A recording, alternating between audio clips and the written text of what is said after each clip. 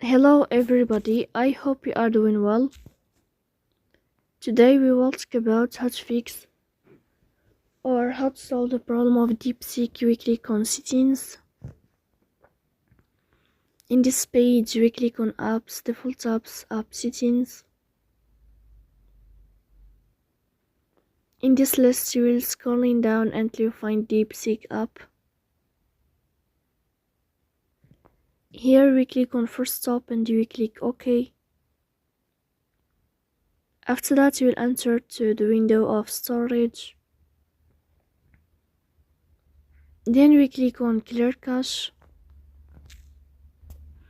Here we go to Play Store.